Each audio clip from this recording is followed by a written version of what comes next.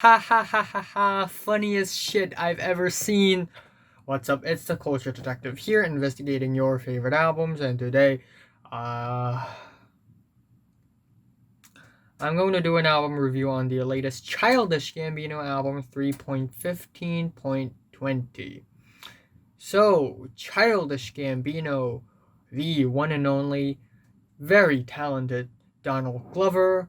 He is not only a singer and songwriter, but also a TV producer, a writer, and an actor. You may know him from the guy in Spider-Man Homecoming, and you may also know him from the TV show Atlanta, which I think is absolutely incredible and one of the funniest comedy TV shows of the past decade.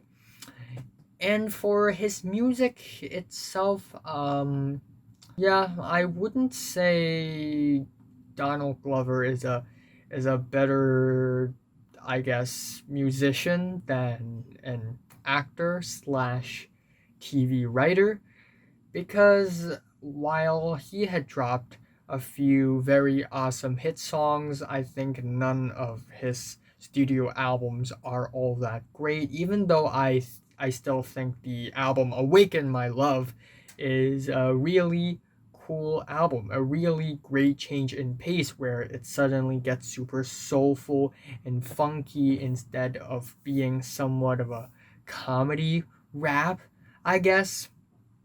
But in the year 2018, he released the song This Is America, which I think is one of the best songs in 2018. I really love the very muddy special beat. The performances are wild, they're whack. The music video as attached is freaking amazing. And then he sort of disappeared for like a year. And then he returned with this album, a surprise release, came out of nowhere, and I am kind of underwhelmed. I'm kind of disappointed because, well, there are multiple reasons.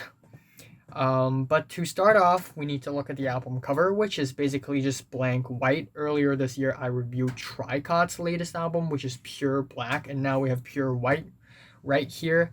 And I guess I do appreciate the fact that Donald Glover is trying to be a little more experimental with the album art and the music on the album itself, but it really didn't pan out well. Once again, Donald Glover sort of explores the realm of neo soul and at the same time, maybe a little bit of pop rap or soul rap at the same time and sort of fuse them together on this album.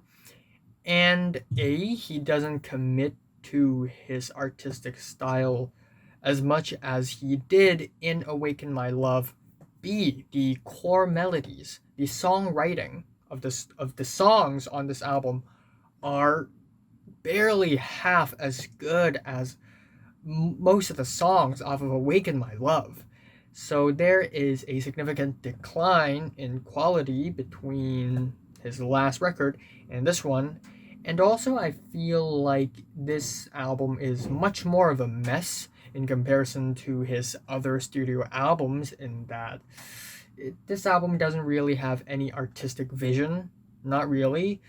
For most of the times, Childish Gambino or Donald, I'm gonna call him Donald from now on, Donald is wearing his influences on his sleeve most of the time, especially for Kanye and Prince. Just these two, Kanye and Prince. Case in point, the first track. Also, we have the track list here, which, other than the second and third track, all the other tracks are titled after their timestamp in their overall album duration, while the album title is basically the release date. So I guess maybe Donald Glover is trying to be minimalistic, but also no. Anyways, first track 0.00. This track is a nearly ambient opening, which I don't mind an ambient opening to an album, but given how uneventful, uninteresting, unflavorful the opening is, and the we are Kanye esque auto-tune vocals a la Lost in the World featuring Bon Iver. The drony synths, the echoey vocal sort of drenched in it. It's just really tasteless and really bland. The second track is Algorithm, which has this large, boomy beat. Actually, for most of the tracks on the first half on this record, have this really weird lo-fi mix that don't go over really well. We get some large, very loud, booming beats, and we get the vocals, which are very faint, somewhat muffled. Kind of reminds me of Tyler the Creator, but in this case, less creative. And we get the pitched vocals, and the lyrics basically deal with a dystopian future where technology has taken over, but Donald never really gave anything insightful on the matter, neither is his lyrics really all that deep or profound.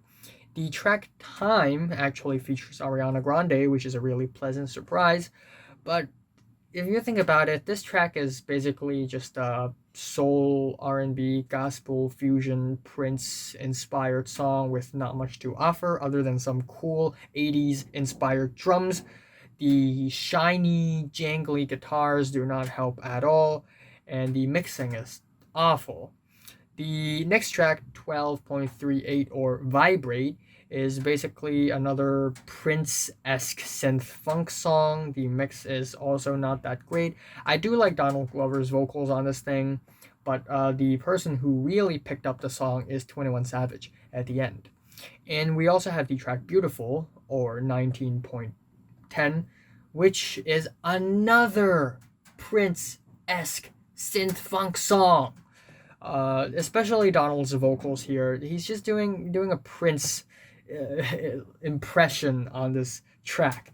The drum beats on this thing are ugly. They're super blown out and bass boosted. The chorus and the verses are super faint in the back, and the songwriting is just so bland. And it seems like Donald had found one semi-catchy hook, and he just stuck to it over and over and over again on this track with not much in terms of progression or dynamic. We also have the track Sweet Thing / Thank You, or 24.19, and it's this dramatic ballad with some crazy zany vocals, which didn't really help the song at all. The intro is quite strange because it has these chopped up, messy percussion sort of here and there, but then again, it doesn't really feel very compatible with the rest of the track, given that it is a dramatic ballad. Neither did the vocals fit into the song really well. The worst thing about the song, though, it's the mixing. The production sounds like a demo. We get a 2-minute filler silence at the end. Like, what is this? The microphones, the glow part too. Like, you don't have to put so much silence on the track when the track itself, the core melodies itself, isn't really that dramatic or deep or emotionally traumatizing. And the instrumentals are not that great. The worst song on the album, though, 32.22 or Warlords, which is basically this weird ass Kanye Yeezus styled mess where all the distorted beats and distorted synths and distorted vocals just malform into one ugly Frankenstein. It's really goofy and it doesn't sound pleasant or all that cool at all. Like, if you want to go for something more experimental, you can't just throw everything together and say, hey, look, it's avant-garde. You won't get it, you know? The next track, 35.31, or Littlefoot, Bigfoot, Get Out the Way, is this dumbass Dr. Seuss cartoon jungle funk pop song where he just sings Littlefoot, Bigfoot, get out the way, Littlefoot, Bigfoot, get out the way, and throughout the entire song it's just this little vocal lick, and that's all. It's incredibly redundant and repetitive. I do kind of like the guitar lick on this track though, but that's like the only thing that I like. The next track, 39.28, You Go to the Party. Why You Go to the Party is actually way better in terms of lyrics. But really, this song sounds like an intro taking forever to end, a song taking forever to actually start. And this song sounds like one of those underground vocoder memes in YouTube. Because on this track, Donald Glover basically sings in harmonized synths, and that's it. No beats or instrumentals, or even if there are, it's very faint. And then we have the track Feel Like Summer, which is weird because, again, This Is America is a single. And not too long after This Is America, we have Feel Like Summer, which I don't think is all that great of a song, but, it's not bad. And now Feel Like Summer ended up on this album, but not This Is America. I don't know why. And given that this album doesn't really have an artistic direction, it isn't a bad idea to put This Is America on this album. Not at all. But anyways, Feel Like Summer, even though I don't think it's that great of a song, I still like this song in that it has a structure. It has a groove that actually sways, and the mixing is actually not bad. I do like the dreamy instrumentals, and it does give off a really nice laid-back summery vibe. We have the track 47.48, Violence, which is another terribly produced, low-key, robotic, stiff, stagnant song with a so-so rhythm. The instrumentals are so poorly mixed. The vocals and the instrumentals themselves don't really go together really well. They're so incohesive. And at the end of the album, we have 53.49, or Under the Sun. And this is the only track on the entire friggin' album, the only track that I go, damn, that's a great song when I listen to the track. That's the only track that actually stands out to me. This track is a total night and day difference from the rest of the album. The mixing is so complete, the song structure is so complete. It is actually a complete song with very clear verses and hooks and bridges. I just don't know why. I mean, Donald Glover has a lot of talent, and for this song itself, on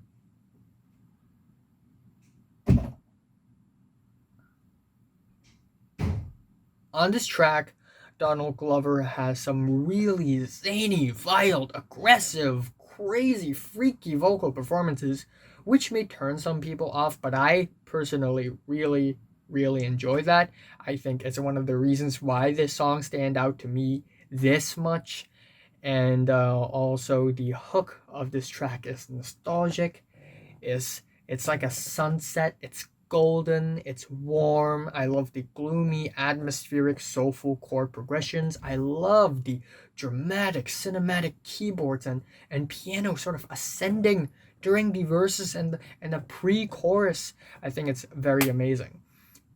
But again, this is the only song that I truly love on the entire album. The rest of the album is either just okay or straight up stupid and generic, unfortunately. This album also kind of reminds me of Untitled Unmastered by Kendrick Lamar, which also takes on this, more demo-y, B-side-ish sound, except Kendrick Lamar's songs on Untitled Unmastered are so much more creative and charismatic, and he has so much more personality in his flows and delivery, but I kind of fail to see that for Donald Glover. So most definitely Donald Glover is a way better actor and TV writer than musician. Yeah, my favorite track here is Under the Sun. My least favorite here is Warlords. I am giving Childish Gambino's 3.15.20 a strong 4 to a light 5 out of 10. So, have you listened to the latest Childish Gambino album? For 1 to 10, how much did you rate it? Like if you like it, and if you hate it, and subscribe if you want more. And thanks for watching. Also, in case you're wondering, I will review Dua Lipa's latest album tomorrow, and then on the next day I'm going to review Code Orange, Machine Girl, Rap Ferrera, Sewer Slump, Tennis, and Thy Catafalque.